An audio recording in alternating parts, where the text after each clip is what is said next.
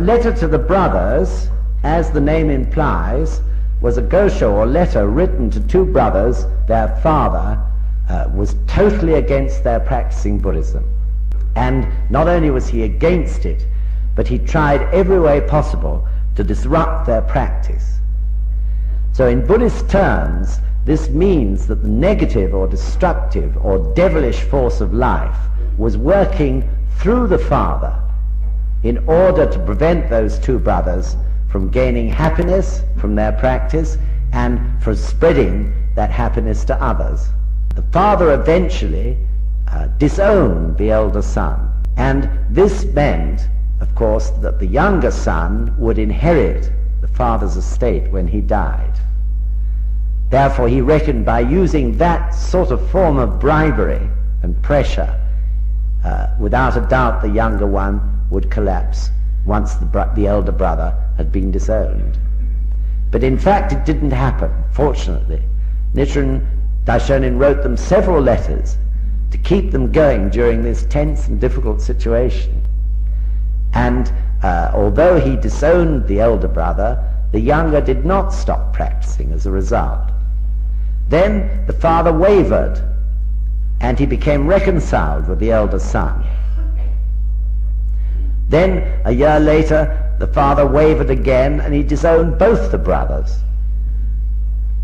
And then, a year after that, the father began to practice himself and gave up the struggle.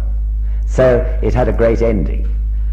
This letter was written in 1275, and this struggle between the brothers and their father went on from 1275 to 1278, when the records show that the father began to practice and embrace the Gonzo.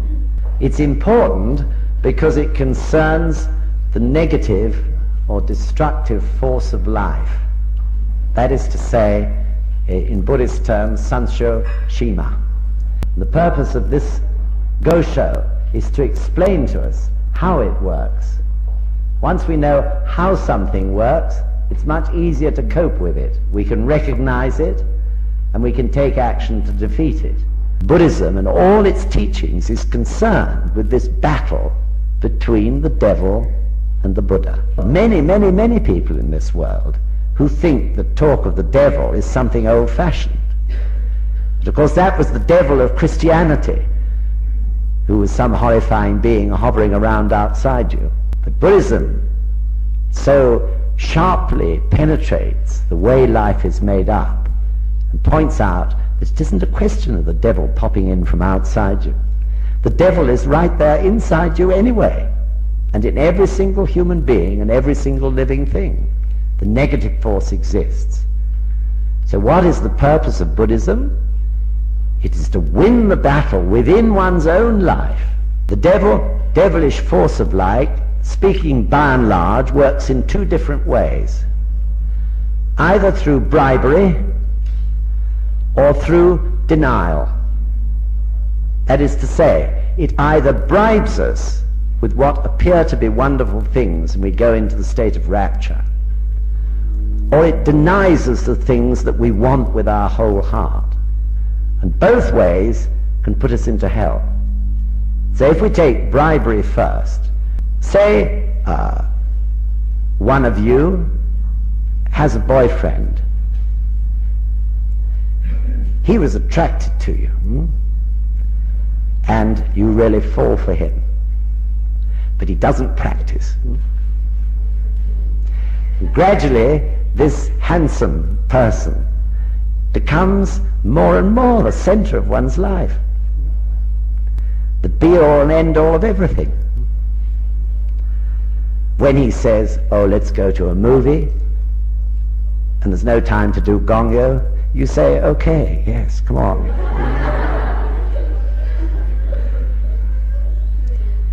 When you know you ought to be chanting half an hour's daimoku, and he's sitting there looking a bit upset, what do? You don't chant it sometimes.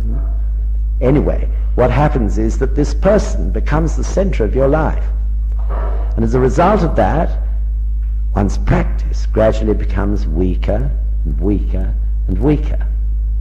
And then an awful thing happens. You suddenly begin to feel that this young man is not so interested in you as he was before. There's something changing in your relationship. Of course it's changing, because the life force and vibrance and brilliance of your life, which he saw in you through your practice, though he didn't know it came from your practice, and which attracted him to you in the first place, is disappearing from your life. The very thing that attracted him has gone, or is going, or waning and weakening. Therefore, he begins to see someone who's not really like the person that he first was attracted to. And in the end, he parts company, and you drop into hell. That's a way in which this devilish force works in order to obstruct your progress and your happiness. The other way, as I said, is denial. You chant and chant and chant because you want something so badly, and it doesn't come. And you keep chanting, and it doesn't come. And then you begin to complain and to blame, even turn against the Gonzen. And as a result, of course, you get butchy, bad effects. And that makes you even more upset, and eventually you stop practicing. And what happens? You go into hell. This is the way the negative force of life works, if one allows it to. But if you understand the negative force of life and the way it works, then it's much less likely that you'll be caught by these sort of tricks. Let's move on from there to considering what is the function of these devils. Why should this wretched devilish force exist in life? It's such a nuisance, isn't it? Its purpose is to strengthen us. That is the whole reason for its existence. Unless there was this devilish force of life, everything would go so smoothly, wouldn't it? We'd only want something and we'd have it. Whatever we wanted to do, we'd do it. Life would become easy, we'd become complacent, lazy, useless, floppy, flabby jellies. It's true though, isn't it? It's because we have to fight against this force that we can become strong. So, as you know, there's the famous analogy, most of you know it, of the aeroplane taking off. Simple aerodynamics. When the aeroplane takes off, it has to use an immense amount of acceleration, and as a result of that, an immense amount of fuel, in order to overcome the resistance of the air. That air, the resistance of it, is rather like the negative force. But through battling against it, that resistance or air eventually gets under its wings and actually lifts it into the air. This is a very good analogy. This is exactly like Sanshashima. Provided we don't run away, provided we battle against it with our daimoku, eventually we shall find ourselves lifted and away, cruising away, surging forward in our lives. So always, therefore, Nichiren Daishonin said, the greatest resistance is followed by the greatest benefit. So this is the purpose of this force of life. In the very amazing nature of this universe, it must exist, mustn't it? Otherwise the universe and ourselves and everything in it would never be progressive. Because the devilish force of life has a purpose, and that purpose is to make one strong, the obstacles or difficulties that you encounter through it are never, never, never insurmountable. They can always be overcome. Stands to reason, doesn't it? If it's a part of the mechanics of that amazing creative energy called life itself. We need to help each other.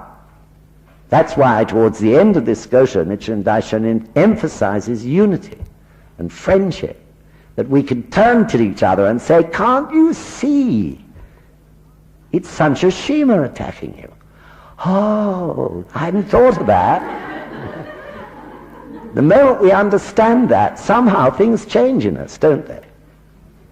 We start to say to the Gonzo, nothing will make me give up. I'm not going to be defeated by this ridiculous thing. And then we can break through.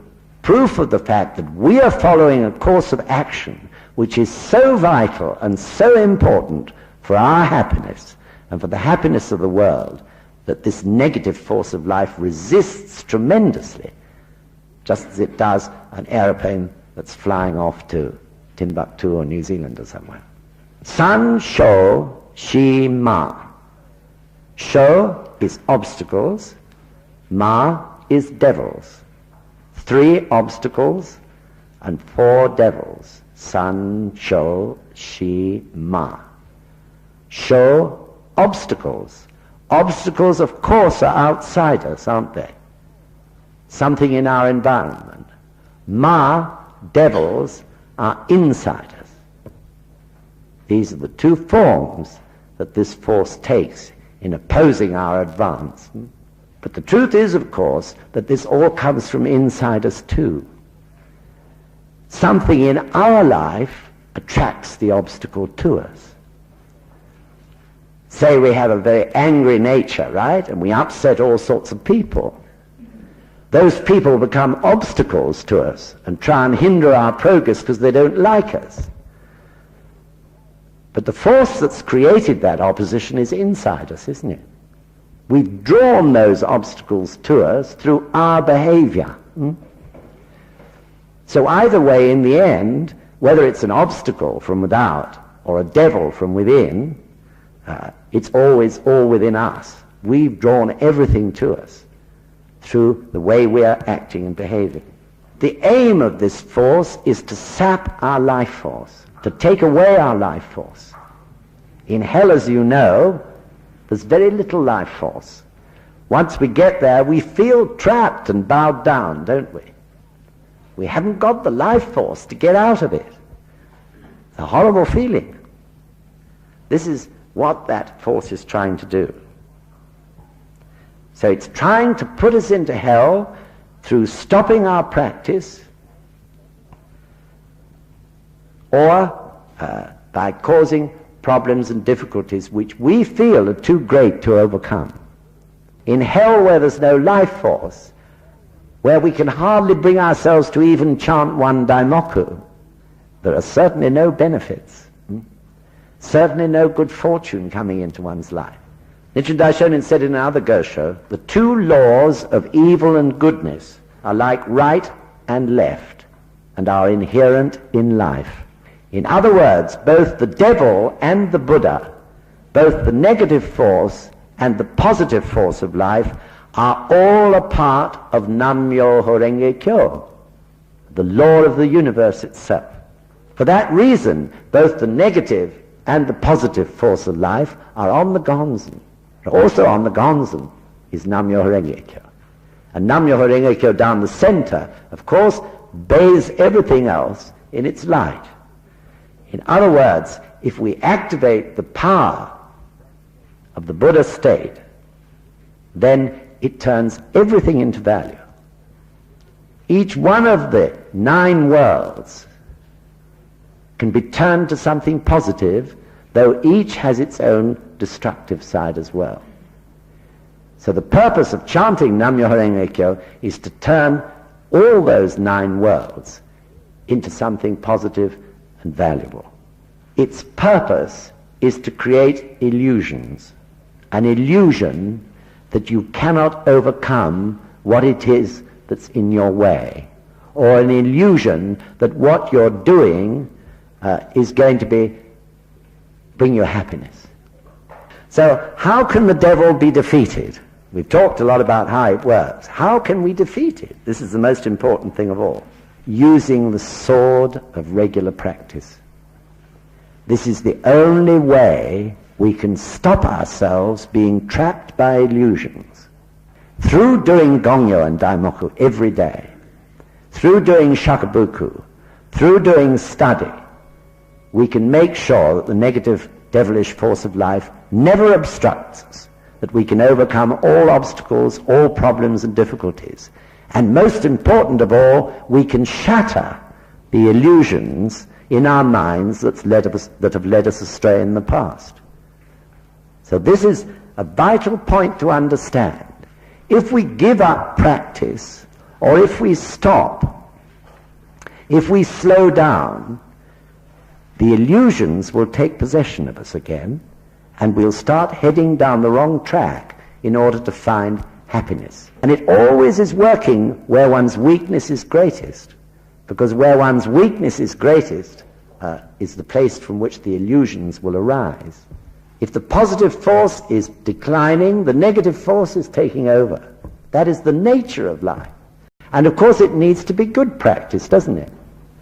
A poor, sort of sloppy, flabby, floppy gongyo is not going to have the same effect in battling against that devilish force as a vigorous, vibrant gongyo where we're sitting up straight and really determining to win the battle for that day. Gongyo is the battle between the Buddha and the devil. And if we approach it that way, we can really begin to enjoy gongyo. Because we really begin to see that just before we sit down to do it, that devilish force is working in us. Oh, I don't feel like it this morning. I'll just have another cup of coffee. And so on. Only tiny examples, yet it's the devilish force at work.